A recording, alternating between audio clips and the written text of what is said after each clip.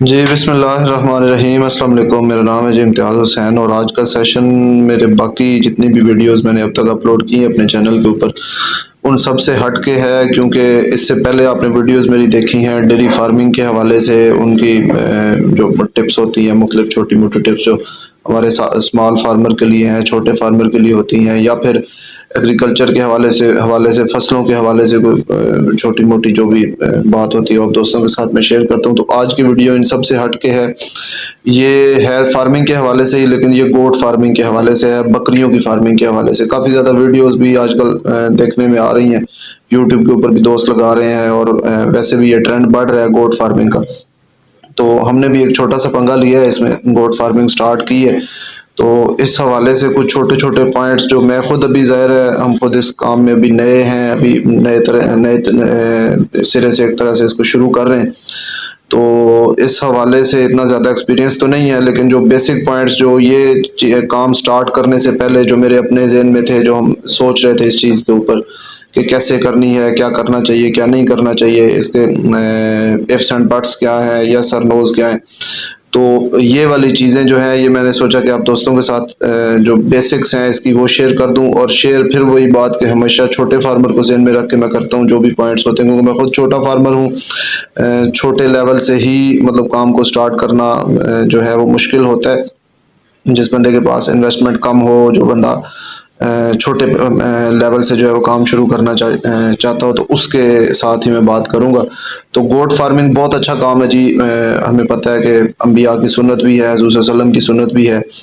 तो बहुत अच्छा काम है, बहुत प्रॉफिटेबल काम है, मुनाफे वाला काम है। लेकिन इसमें कुछ चीज़ें हैं जो हमारे हर दोस्त जिसने भी ये काम शुरू करना हो उससे पहले उसके ज़हन में होने चाहिए कि डेयरी फार्मिंग का काम आसान है, जो गोट फार्मिंग है ये उससे मुश्किल काम है। मुश्किल में इस सेंस में कह रहा हूँ, इनका खर्चा ज़्यादा नहीं है, लेकिन इनकी देखभाल, इनकी केयर वो बहुत ज़्यादा मैटर करती है।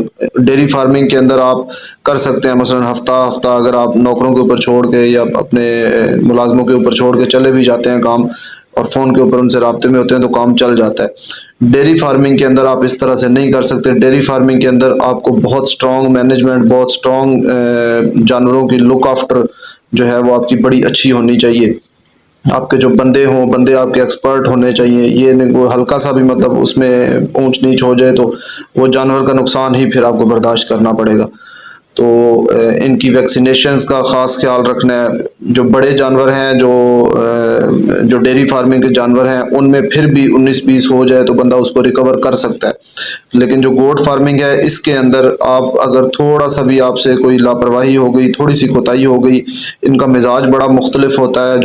जो गायें हैं या जो भैंसें हैं या जो बच्चे बच्चियाँ, उनसे बड़ा मुख्तलिफ मिजाज होता है इनका। तो अगर थोड़ी सी भी आपसे ऊंच नीच 19-20 हो गई तो फिर जो है वो रिकवरी के या वो उस चीज़ को रिकवर करने के चांसेस आपके पास बड़े थोड़े रह जाते हैं, बल्कि ना होने के बराबर रह जाते हैं। प्रॉफिट और लॉस की अगर बात करें तो इसमें प्रॉफिट जो है वो डेयरी फार्मिंग से ज़्यादा है, इसमें कोई शक नहीं है। लेकिन ये है कि शर्त यह है कि आपके जानवरों की आप देखभाल बहुत अच्छे तरीके से कर रहे हों, आपके जानवर जो हैं वो सेहतमंद रहें, आपके जानवर बीमार ना हों। क्योंकि आपके जानवर अगर बीमार होना शुरू हो गए, इनके अंदर बीमारी का भी जो अटैक हैं वो ज़्यादा आते हैं। 3 बेसिक इसकी जो वैक्सीनेशंस हैं वो आपने की हुई हों, जैसे आजकल अब पीपीआर का और मुंह खुर का काफ़ी ज़्यादा वो मिक्स अटैक आया हुआ है। तो उसके बाद आपको खुद इनके ऊपर काम करना चाहिए। आपको समझ होनी चाहिए कि मेरे जानवर में कौन सी बीमारी आई हुई है, क्योंकि मैंने आपको बताया कि इनका मिजाज जो डेयरी के जानवर हैं, जो बड़े जानवर हैं, उनसे बड़ा मुख्तलिफ होता है।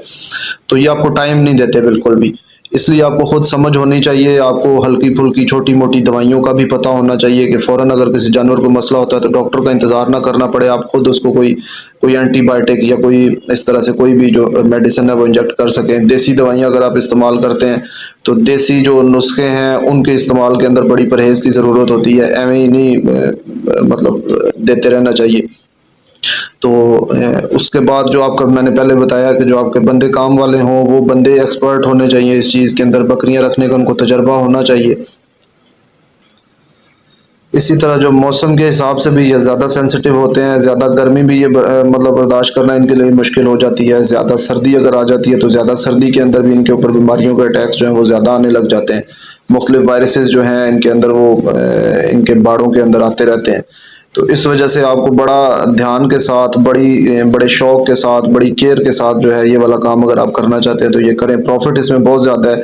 इसमें सारे जानवर आपके अगर जो हैं वो सेहतमंद रहें, अच्छे रहें, तो आपके प्रॉफिट जो है वो आपकी सोच से भी ज़्यादा है।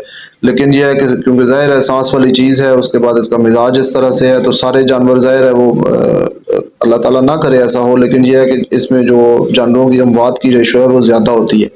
तो इसलिए अगर आप ये काम शुरू करना चाहते हैं तो ज़हनी तौर पे आपको तैयार होना चाहिए कि मेरे जानवर जो हैं उनमें मोर्टेलिटी होगी, उनकी अमवात होंगी, वो आपको ज़ाहिर सी बात है साथ लेके चलना चाहिए। लेकिन इसके बावजूद भी ये प्रॉफिट वाला काम है। अगर आप अच्छी केयर कर रहे हैं जानवर, फिर भी कुछ ना कुछ परसेंटेज के अंदर जानवरों की अमवात होती हैं ज़ाहिर है, लेकिन यह है कि फिर भी आपको ये प्रॉफिटेबल रहेगा। शर्त यह है कि आप अपनी तरफ से शौक़ पूरा करें, केयर पूरी करें।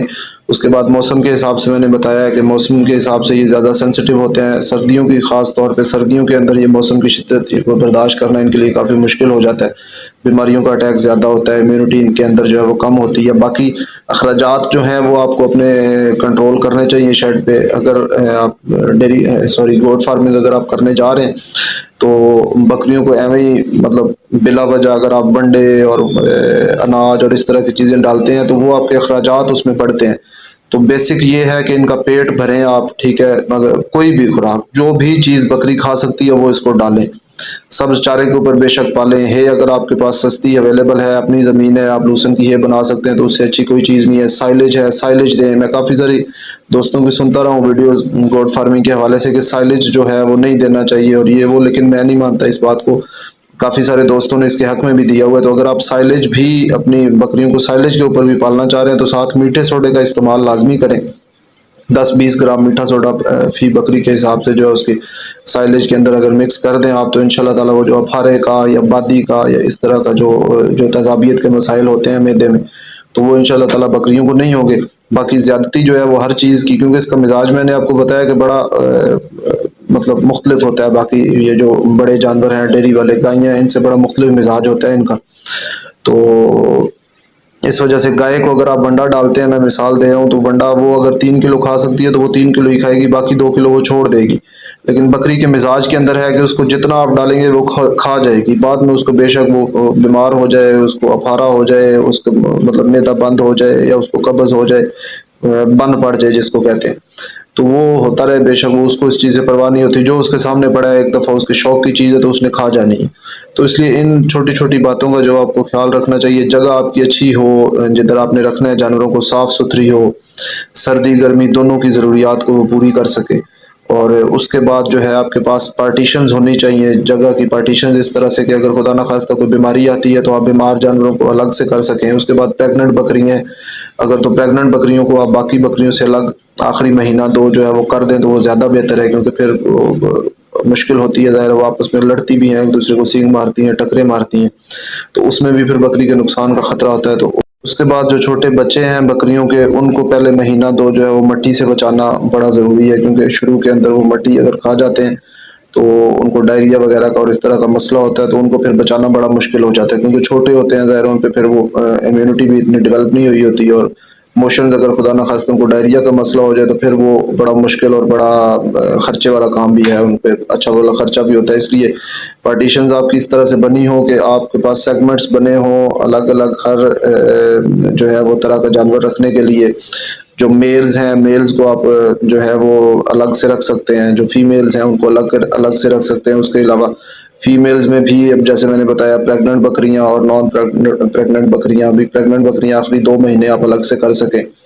और उसके बाद ब्रीडर जो है या ब्रीडिंग का सीज़न आपने चूज़ करना है कि साल के अंदर आपने किन बकरियों से किन महीनों के अंदर सूआ लेना है। आमतौर पे जो फरवरी मार्च का सूआ वो बेहतर होता है, या फिर अक्टूबर का या नवंबर का भी किसी हद तक, क्योंकि आगे फिर जब तक सर्दी आती है तब तक ये है वो बच्चे 1-2 महीने के हो जाते हैं। तो उसके बाद एक और इम्पोर्टेंट पॉइंट ये है कि इनको जब जब भी आपने फीड करना है तो आपने एक ही दफ़ा में ज़्यादा खुराक नहीं डालनी, थोड़ा थोड़ा करके इनको खिलाएं। जब आप एक ही वक्त में ज़्यादा खुराक इनको खुरलियाँ इनकी भर देंगे या बहुत ज़्यादा खुश्क चारा या कोई वंडा इनके सामने डाल देंगे तो फिर ये खाएंगे कम और ख़राब ज़्यादा करेंगे। इसलिए थोड़ा थोड़ा करके इनको बेशक बार बार और थोड़ा थोड़ा करके जो है इनको फीड करना चाहिए। तो ये मेन पॉइंट से बेसिक जो मेरे जहन में आए हैं फ़िलहाल, जो मैंने सोचा आप दोस्तों के साथ में शेयर कर दूं। तो मज़ीद भी इंशाल्लाह ताला आप गोट फार्मिंग के हवाले से भी आप दोस्तों के साथ आगे जो है वीडियोज़ मैं शेयर किया करूँगा। तो कुछ आप दोस्तों को बताऊँगा, ज़्यादा आप दोस्तों से सीखने की कोशिश करूँगा। तो दुआओं में याद रखिएगा जी, अपना ख़्याल रखिएगा। अल्लाह हाफ़िज़।